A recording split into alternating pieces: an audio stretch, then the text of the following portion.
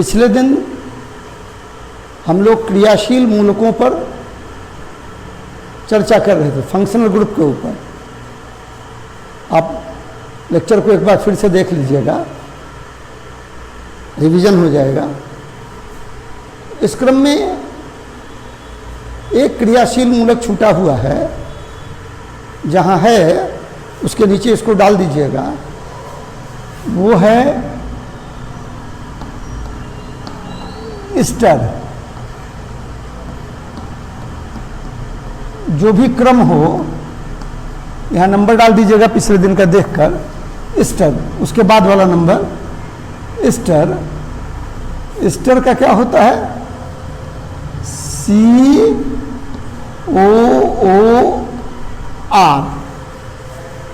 वास्तव में कार्बोक्सिलिक अम्ल का एक हाइड्रोजन,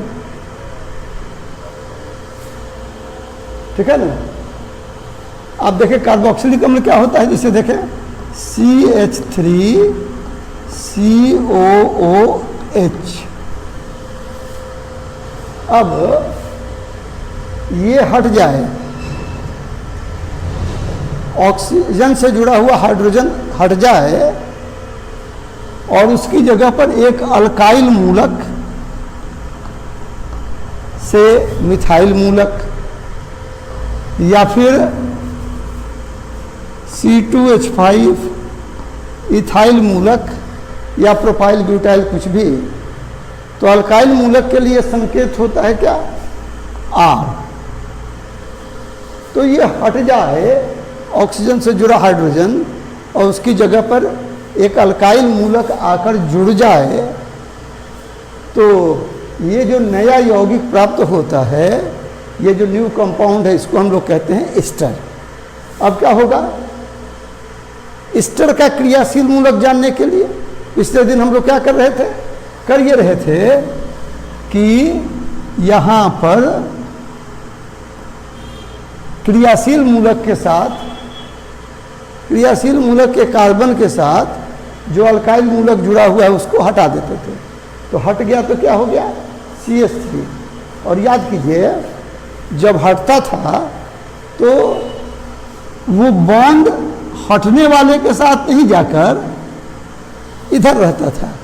तो COO और इसकी जगह पर कह दें हम लोग C2H5 या CH3 की जगह पर R। तो ये हो गया एस्टर का क्रियाशील मूलक। तो ये आप लोग कल वाले में नीचे नोट कर लीजिए। और आप देखें, पिछले दिन बात हुई थी एमीन की, 3 प्रकार के एमीन की, प्राथमिक एमीन, द्वितीयक एमीन और तृतीयक amine. Primary amine, secondary amine और टर्शियरी एमीन। तो एमीन बनता कैसे है? आप देखें एमीन बनता कैसे है। इसका क्रियाशील मूलक हम लोग कल देख चुके हैं, लिख चुके हैं। आप कैसे बनता है इस पर चर्चा नहीं हुई थी, काफ़ी समय हो गया था। तो ये है बाबू अमोनिया। ये आपका जाना पहचाना यौगिक है NH3 अमोनिया। अमोनिया, अब अमोनिया का एक या एक से अधिक हाइड्रोजन परमाणु जब अल्काइल या फिनाइल, अल्काइल कल हमने बताया था क्या कि अल्केन से एक हाइड्रोजन परमाणु निकल जाए। अल्केन कैसा कार्बनिक यौगिक है जिसका सामान्य सूत्र, जनरल फॉर्मूला होता है CnH2n+2। तो अल्केन से एक हाइड्रोजन निकल जाए, जैसे ये है मीथेन, तो इससे एक हाइड्रोजन निकल जाएगा तो क्या हो जाएगा? बन जाएगा CH3। ये है आपका जाना पहचाना कार्बनिक यौगिक, जाना पहचाना अल्केन, इथेन। इससे एक हाइड्रोजन निकल जाए तो क्या बन जाएगा? C2H5 मिथाइल इथाइल, ठीक है ना। तो अमोनिया के एक या एक से अधिक हाइड्रोजन परमाणुओं को विस्थापित कर उनकी जगह पर कोई अल्काइल या फिनाइल मूलक जुड़ जाए तो उस नए यौगिक को हम लोग कहते हैं एमीन। फिनाइल का मतलब क्या हुआ बाबू कि बेंजीन से एक हाइड्रोजन निकल जाए। बेंजीन का मॉलिक्यूलर फॉर्मूला अनुसूत्र C6H6, एक निकल गया तो क्या हो गया C6H5, तो इसको फिनाइल या एराइल कहते हैं। तो देखें एक से अधिक हाइड्रोजन हट जाए और उसकी जगह पर कोई अल्काइल मूलक या फिनाइल मूलक आके जुड़ जाए। तो जैसे देखें एक हाइड्रोजन हटा और उसकी जगह पर एक अल्काइल मूलक आया, तो ये क्या होगा प्राइमरी एमीन, प्राथमिक एमीन।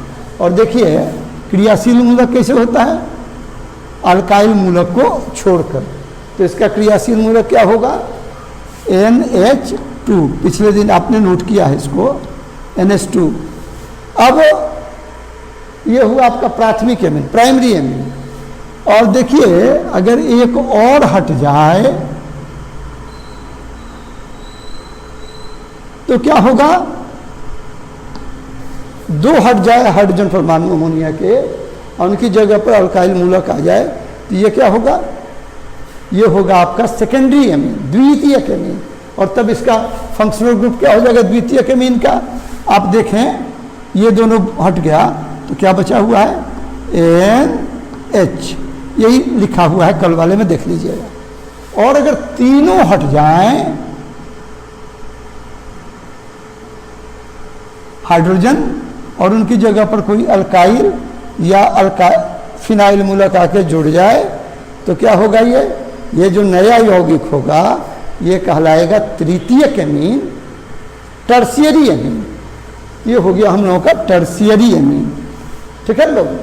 और देखिए अब तो आप समझ रहे होंगे कि इसका क्रियाशील मूलक क्या होगा। टर्शियरी एमीन का फंक्शनल ग्रुप क्या होगा, इसका फंक्शनल ग्रुप हो जाएगा, आप ऐसे लिखें या ऐसे लिखें M, क्या पढ़ेंगे इसको M। इसको प्राइमरी एमीन के फंक्शनल ग्रुप को क्या पढ़ेंगे NH2 और सेकेंडरी एमीन के फंक्शनल ग्रुप को क्या पढ़ेंगे NH। बॉन्ड की चर्चा नहीं होती। इस तरह से आपका हो गया प्राइमरी एमीन, सेकेंडरी एमीन और टर्शियरी एमीन। तो इसको आप देखेंगे लगभग आपके स्तर पर क्रियाशील मूलक पूरा हो गया। कल हमने छोड़ दिया था कि बहुत लंबा हो रहा था, जितना पच सके उतना ही पढ़ना चाहिए। अब हम लोग इसके बाद शुरू करेंगे क्रियाशील मूलक के आधार पर कार्बनिक यौगिकों का वर्गीकरण एवं नामकरण, classification and nomenclature of organic compounds on the basis of functional group. इसको हम लोग अभी देखेंगे। तो जो है आपने पढ़ा उसको नोट कर लीजिए।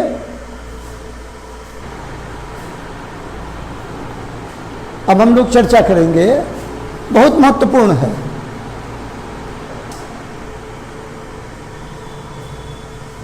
इतना महत्वपूर्ण है ये हिस्सा कि इसको जाने बिना ऑर्गेनिक केमिस्ट्री आप नहीं समझ सकते, नहीं पढ़ सकते। इसको बड़ा इत्मीनान से पढ़िए, हम भी इत्मीनान से पढ़ा रहे हैं। और जब आप ये जान जाइएगा तो आप मान के चलिए कि आधा काम आपका ऑर्गेनिक केमिस्ट्री का हो गया।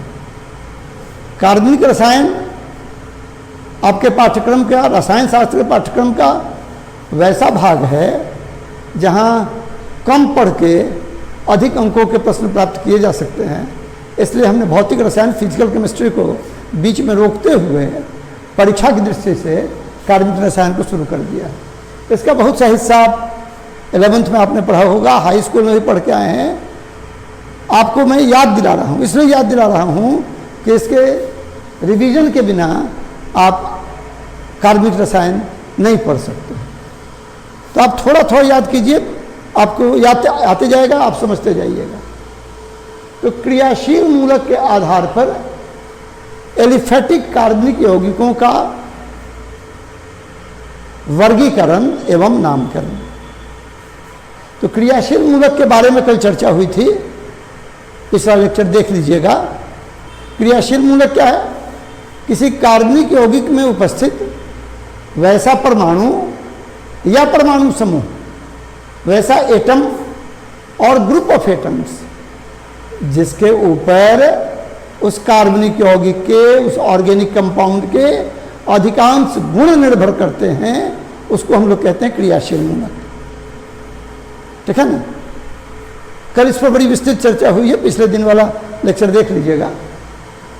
और एलिफेटिक कार्बनिक यौगिक, देखिए कार्बन का एक बड़ा महत्वपूर्ण गुण है और बाकी तत्वों की तुलना में यह गुण बहुत पाया जाता है। वो गुण है कैटेनेशन गुण, कैटेनेशन प्रॉपर्टी। कैटेनेशन प्रॉपर्टी क्या है? Self linking property. कार्बन परमाणुओं के आपस में जुड़ने का जो गुण है और जुड़कर लंबी श्रृंखला या अलग अलग प्रकृति की श्रृंखला बनाने का गुण क्या कहलाता है? बनाने का गुण क्या कहलाता है? कैटेनेशन गुण। बनाने का गुण क्या है? कैटेनेशन गुण। ठीक है ना? तो क्या होगा? कार्बन का कैटेनेशन गुण सबसे ज़्यादा है, इसलिए ये कार्बन परमाणुओं की लंबी श्रृंखला बनाता है और समान कार्बन परमाणुओं की संख्या होने पर भी कई तरह की श्रृंखलाएं बनाता है। तो दो तरह की श्रृंखला होती है, खुली श्रृंखला और बंद श्रृंखला। आप जरा सा देखें, ये बेंजीन, कल भी हमने इसका उदाहरण दिया था। ये आपका जाना पहचाना यौगिक है, हर पॉइंट पर एक कार्बन और एक हाइड्रोजन है। तो कितने पॉइंट हो गए? 6। तो कितने कार्बन कितने हाइड्रोजन? 6 carbon 6 hydrogen. तो ये हुआ C6H6। आप जानते हैं ये बेंजीन का अणुसूत्र है, बेंजीन का मॉलिक्यूलर फॉर्मूला है। यहाँ देखिए, आप कहीं से शुरू कीजिए तो उसको कहिए 1। आप 1 2 3 4 5 6 1, तो एक चक्र बन रहा है। ये चक्रीय यौगिक, ये क्या है? चक्रीय यौगिक। अब आप देखें जरा सा 5 कार्बन परमाणुओं की श्रृंखला को। ये देखिए 5, 1 2 3 4 5। ये क्या है? सीधी श्रृंखला है, स्ट्रेट चेन है। और ये देखें 1 2 3 4, एक सीध में और एक ऊपर। हालांकि देखिएगा प्रत्येक कार्बन 4-4 बॉन्ड बनाता है, आपको पहले से पता है, मैं इसको बतला दे रहा हूं। ठीक है ना? ये वास्तव में क्या होगा? इस तरह से होगा जल्दी के लिए। तो क्या हुआ बाबू? एक साइड में है और ये देखिए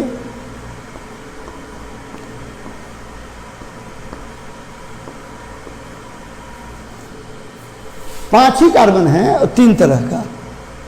ये सीधी श्रृंखला है। और यहाँ क्या है? जैसे पेड़ में से शाखाएं निकलती हैं, ब्रांच निकलते हैं, एक शाखा निकल गई ऊपर, यहाँ क्या हुआ? 2 शाखाएं निकल गई। तो ऊपर वाले को हम लोग देखेंगे कि यह है स्ट्रेट चेन कंपाउंड, खुली श्रृंखला वाला यौगिक। ये है, ये भी है खुली श्रृंखला वाला यौगिक, लेकिन फर्क क्या है?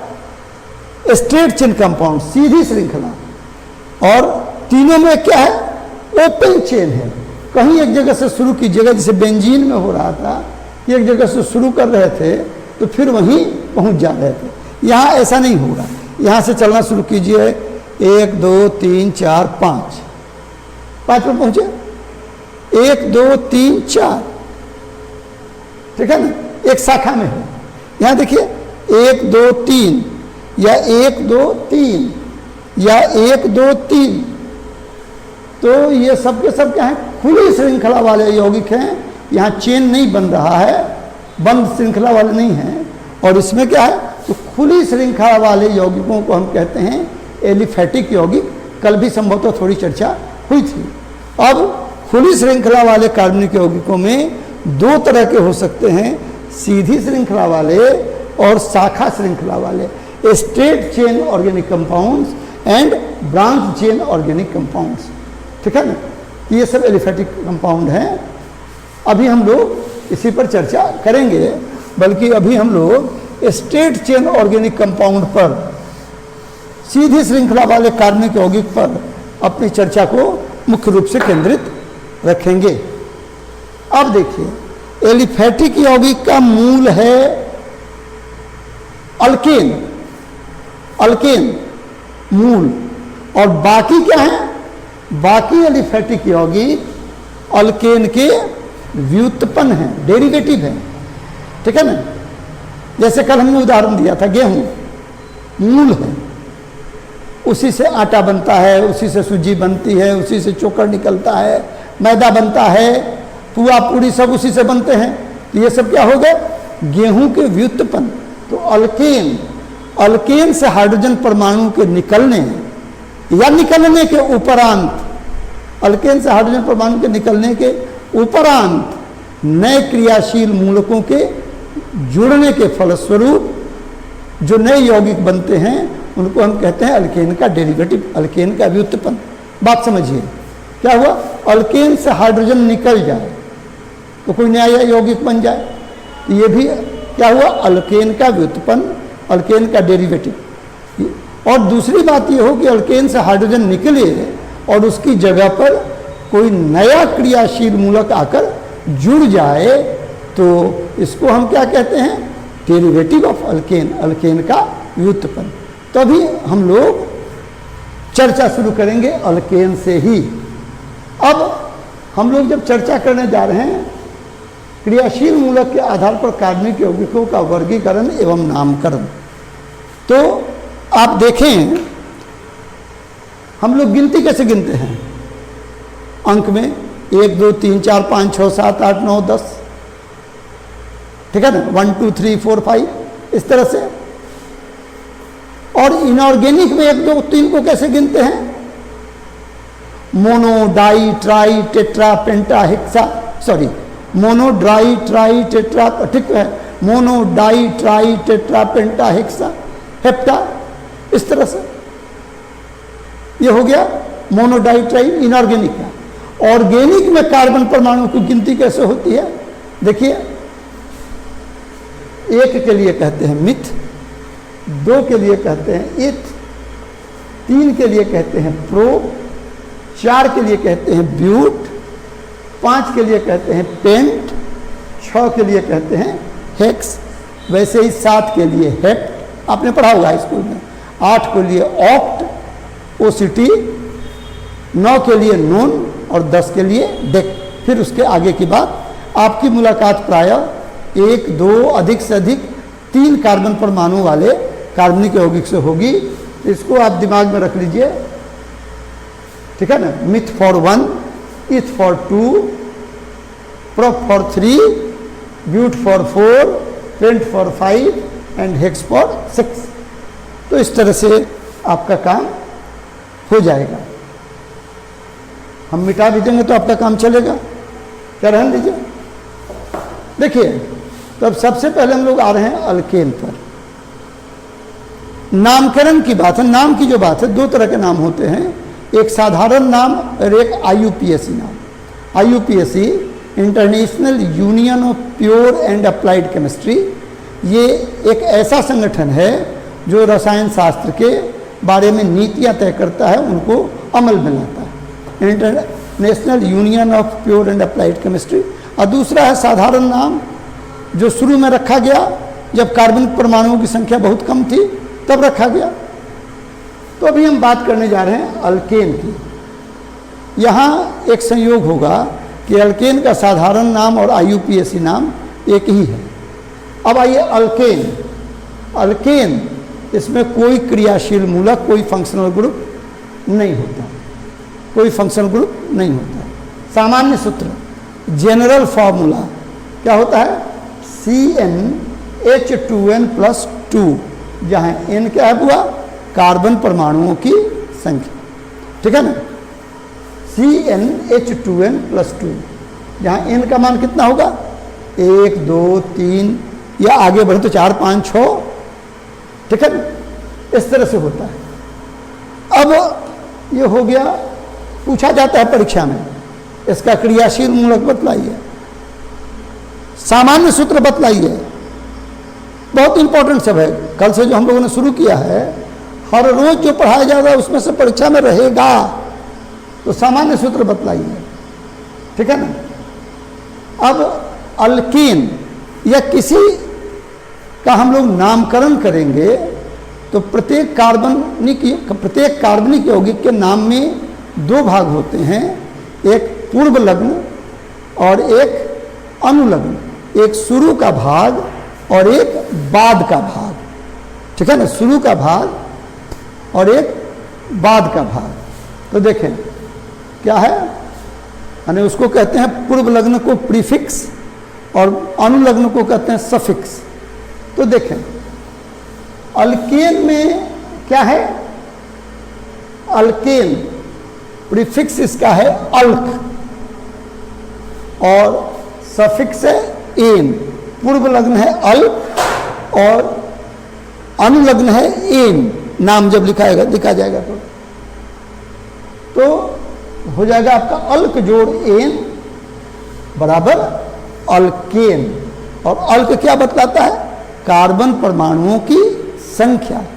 अगर एक होगा तो अल्क क्या होगा, मिथ। अगर कार्बन परमाणुओं की संख्या 2 होगी तो अल्क क्या होगा, इत। अगर 3 होगी कार्बन परमाणुओं की संख्या तो अल्क क्या होगा, प्रोप। इस तरह से आपका होता है पूर्व लग्न और अनुलग्न। तो देखिए नामकरण कैसे होगा, अल्क जोड़ एन। क्यों ये अल्केन है, आगे जो यौगिक आएंगे उनको अल्केन हम क्यों मानेंगे, क्योंकि इनका जनरल फॉर्मूला, इनका सामान्य सूत्र है CnH2n+2। अब आप उदाहरण देखें, देखिए उदाहरण, यौगिक कौन है, जब n का मान 1 है तो ये हो गया C का मान 1 और H का मान देखिए 2 × 1 2 जोड़ 2 4, तो क्या हो गया CH4। n का मान जब 2 है तो क्या हो जाएगा C2H6 और इसी प्रकार n का मान अगर 3 है तो हो गया C3H8 और 4 है तो हो गया C4H10। तो नामकरण देखें, एक पर पूर्व लग्न अल्क के लिए पर क्या होगा, मिथ। अल्क के लिए क्या होगा, मिथ। और अनुलग्न सफिक्स एन, इसका क्या नाम हुआ, मीथेन। मिथ जोड़ एन बराबर मीथेन। यहाँ देखिए कितने कार्बन है, 2, तो कितना हो जाएगा, 2 को क्या कहते हैं, देखिए इथ। तो क्या होगा, इथ जोड़ एन बराबर इथेन। और इसी प्रकार से ये हो गया प्रोपेन और ब्यूटेन। इस तरह से आपका अल्केन का नामकरण हुआ। अब हम लोग अगली कार्बनिक यौगिकों की अगली श्रेणी, अगले सीरीज पर आ रहे हैं, जिसको कहते हैं हम लोग अल्कीन। देखिए अल्केन में नंबर 1 डाल दीजिएगा, वहाँ संभवतः छूट गया है, ये हुआ आपका नंबर 2। अल्केन में नंबर 1 डाल दीजिएगा। अल्कीन कैसे बनता है, अल्केन से 2 हाइड्रोजन परमाणु अगर बाहर निकल जाएं तो जो नया यौगिक प्राप्त होता है, जो नया कंपाउंड प्राप्त होता है, उसको हम लोग कहते हैं अल्कीन। ये देखिए इसका क्रियाशील मूलक होता है कार्बन कार्बन के बीच का डबल बॉन्ड, कार्बन कार्बन के बीच द्विबंध, ठीक है ना। अब सामान्य सूत्र क्या होगा, अभी आपने देखा था कि अल्केन का सामान्य सूत्र क्या था, CnH2n+2। अब इससे 2 हाइड्रोजन निकल गए तो क्या बना, अल्कीन। 2 हाइड्रोजन के निकल जाने के कारण, तो ये दोनों निकल गए तो क्या हो जाएगा, फंक्शनल ग्रुप क्या हो जाएगा, क्रियाशील मूलक CnH2n। यही हो गया CnH2n, इसका हो गया सामान्य सूत्र, ठीक है ना। फंक्शनल ग्रुप नहीं, सामान्य सूत्र, जनरल फॉर्मूला। कैसे बनता है ये, 2 हाइड्रोजन के निकल जाने के कारण। तो अल्कीन का सामान्य सूत्र होता है CnH2n+2, इसलिए अल्कीन का सामान्य सूत्र होगा CnH2n। नामकरण 2 तरह से, साधारण नाम अल्क जोड़ YLENE और IUPAC नाम अल्क जोड़ ENE, अल्क। देखेंगे कि इसमें कितने कार्बन परमाणु हैं। उदाहरण यहाँ दिया हुआ है, कितने कार्बन परमाणु का ये है? 2।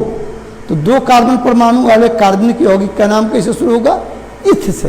अभी थोड़ी देर पहले बात हुई थी, किससे शुरू होगा? इथ से। तो इथ से साधारण नाम में क्या होगा? इथ में YLENE, देखिए YLENE जोड़ देंगे तो क्या हो जाएगा? इथिलीन। और IUPAC नाम में क्या होगा? अल्क जोड़ ई, यानी इथ जोड़ ई, तो ये हो जाएगा इथीन। इसी प्रकार से 3 के लिए क्या होता है? प्रोप, तो ये हो जाएगा प्रोपिलीन साधारण नाम, और IUPAC नाम हो जाएगा प्रोपीन। और 4 के लिए क्या हो जाएगा? ब्यूटिलीन और ब्यूटीन। इस तरह से आपका ये नाम हो जाएगा। अब हम लोग चर्चा करेंगे कार्बनिक यौगिकों की अगली श्रेणी, अगले सीरीज, जिसको हम लोग कहते हैं अल्काइन। बनता कैसे है? अल्कीन में से 4 हाइड्रोजन परमाणु जब निकल जाते हैं तो जो नया यौगिक प्राप्त होता है, जो नया कंपाउंड प्राप्त होता है, उसको हम लोग कहते हैं अल्काइन। तो अल्केन में से जब 4 हाइड्रोजन परमाणु निकल जाते हैं वो हो गया अल्काइन। इसका फंक्शनल ग्रुप क्रियाशील मूलक होता है ये carbon carbon triple bond, carbon carbon के बीच त्रिबंध, ये देख रहे हैं, ये होता है। सामान्य सूत्र क्या होता है? देखिए अल्केन का क्या था? CnH2n+2, 4 निकल गए तो क्या हो गया? CnH2n-2, 2 निकले थे तो क्या हुआ था? CnH2n, 2 निकल गए तो CnH2n-2। n का मान कितना होगा? इसमें देखिए 1 नहीं होगा, क्योंकि इसका फंक्शनल ग्रुप ही है कार्बन कार्बन के बीच का ट्रिपल बॉन्ड। यानी कोई भी अल्कीन या अल्काइन 2 कार्बन परमाणु से कम का नहीं हो सकता है, इसलिए n का मान कम से कम होगा तो 2 होगा। तो 2, 3, 4, 5, 6 इस तरह से n का मान होगा। नामकरण, साधारण नाम होता है, देखिए यहां इस तरह से हम लोग कहें तो बहुत कोई निश्चित नहीं है। 2 कार्बन वाले को हम लोग कहते हैं एसिटिलीन। आप आगे भी देखिएगा कई जगह 2 कार्बन वाले कार्बन परमाणु को हम लोग का नाम शुरू करते हैं एसिड से, एसिटिक एसिड, एसिटल्डिहाइड, एसिटल्डिहाइड, इस तरह से नाम हम लोग शुरू करते हैं। एसिड, एसिड का मतलब हुआ 2 कार्बन का कार्बनिक यौगिक, ठीक है ना? एसिटिलीन, ठीक है ना? देखें ACTYLENE,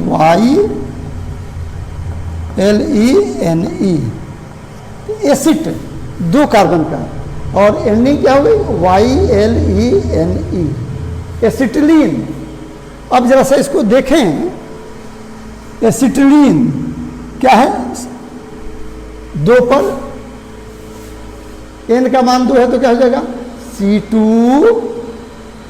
ये होगा 4, 2, H4 में से 2 घट गया तो क्या हो गया? H2। तो ये देखिए क्या हो गया? C2H2। देखिए स्ट्रक्चर फॉर्मूला आगे हम लोग डिटेल में लिखेंगे जरा सा। C, और दोनों के पास अब कितने हो गए? हाइड्रोजन, दोनों को 1-1 दे दीजिए। देखिए हाइड्रोजन की एक और केवल एक बॉन्ड बनाता है, क्योंकि इसकी वैलेंसी है 1, और कार्बन कितने बनाएगा? 4। तो एक तो बन गया आपस में, और एक बन गया हाइड्रोजन के साथ। तो प्रत्येक कार्बन के साथ कितने बॉन्ड बन गया? 2। अभी भी इसको 4 बॉन्ड बनाने हैं, कहीं कोई उपाय नहीं है, तो ये क्या करेगा? आपस में 2 बॉन्ड बना लेगा। ये हो गया ट्रिपल बॉन्ड आपस में। अब हो गया ये एसिटिलीन। आगे देखेंगे इसका एक हाइड्रोजन हट जाए, ठीक है ना, 3 कार्बन का होगा तो क्या होगा, देखिए 3 कार्बन का होगा तो C3H4 कैसे बनता है, एक हाइड्रोजन हट गया, कैसे, CH3 के द्वारा, एक कार्बन वाले अल्काइल मूलक के द्वारा, यानी किसके द्वारा, मिथाइल मूलक के द्वारा। एसिटिलीन से एक हाइड्रोजन हटा मिथाइल मूलक के द्वारा, इसका नाम होता है मिथाइल एसिटिलीन। देखिए C3H4 का नाम होगा मिथाइल एसिटिलीन, साधारण नाम। और अगर एक हाइड्रोजन हट जाए किसके द्वारा, इथाइल मूलक के द्वारा, तो हो जाएगा ये क्या, C4H8, गिन लीजिए, 2 3 4, 8 नहीं 6, यहाँ देखिए 5 और 1 6, C4 कितना हो गया, 4 वाला, C4H6 क्या हुआ, एसिटिलीन का एक हाइड्रोजन हटा किसके द्वारा, इथाइल मूलक के द्वारा, इसका नाम हो गया इथाइल एसिटिलीन। तो साधारण नाम 2 पर एसिटिलीन, 3 पर मिथाइल एसिटिलीन, 4 पर इथाइल एसिटिलीन, ये हो गया। अब IUPAC नाम की बात हो तो देखिए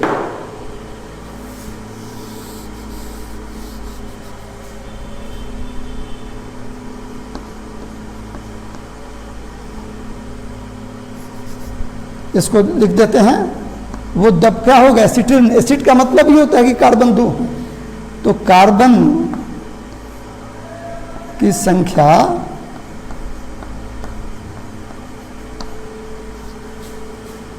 तीन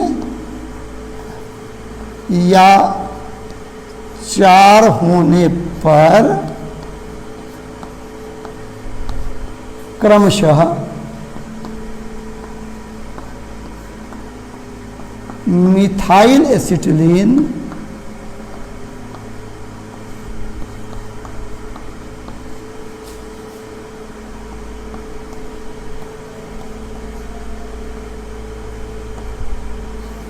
और इथाइल एसिटिलीन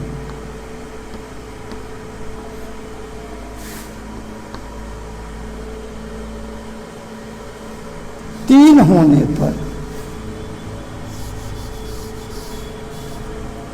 होने पर क्या होगा, मिथाइल एसिटिलीन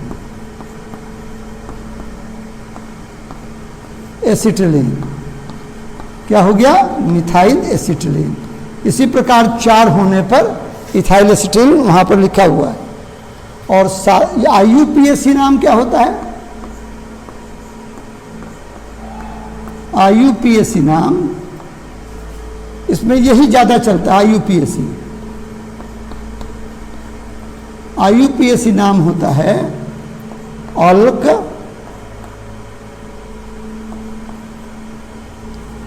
अल्क जोड़ YNE बराबर हो गया अल्काइन। तो देखिए यहां पर C2H2 कितने कार्बन, 2 का नाम क्या होगा, किससे शुरू होगा, H से। अगर ये 2 कार्बन का अल्केन होता तो उसका नाम होता इथेन, लेकिन ये अल्केन नहीं है, क्या है, अल्काइन। तो एन हट जाएगा, उसकी जगह पर YNE जुड़ जाएगा तो हो गया इथाइन। 3 कार्बन का अगर अल्केन होता तो उसका नाम होता प्रोपेन। एन हट गया, ये अल्काइन है, क्यों, क्योंकि इसका सामान्य सूत्र है CnH2n-2, तो ये हो गया प्रोपाइन। और इसी प्रकार ये हो गया ब्यूटाइन। ये आपका हो गया। अगले दिन हम लोग आगे चर्चा करेंगे अल्कोहल, ईथर इत्यादि पर। नेक्स्ट है